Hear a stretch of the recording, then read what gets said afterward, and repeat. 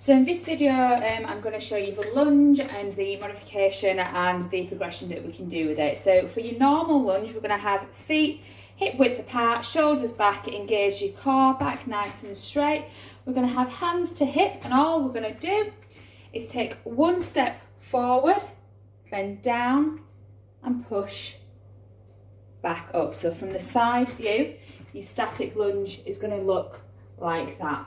You're going to keep your head forward for the whole time, shoulders back. Like I said, we want a nice straight line in, nice and controlled movements as well, so we're not bashing our knee down on the floor. Now, if you are struggling with just bearing all your weight on one leg, what you can do, we can modify this and do this into bodyweight squats. So we'll take a slightly wider stance for this one, so a little bit wider than hip.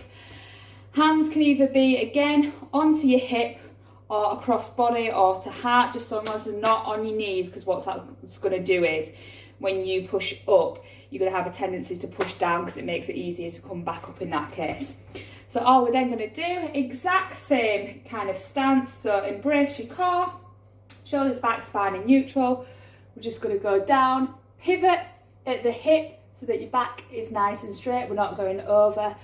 Up like that, as far down as we can, and then up, down, and up. Okay, so from the front, we're going to be looking down and up. Knees are going to go drive over your toes as well. So as long as we've got that joint stacking in there.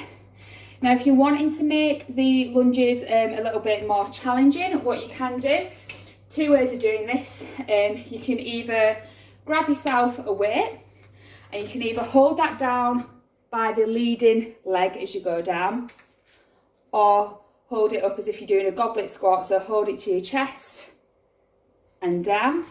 Or you can add a bit of a cardio element in there. So we'll take a step back with each one. So instead of it being a static lunge, I'm just going to move it out of the way so that it doesn't move.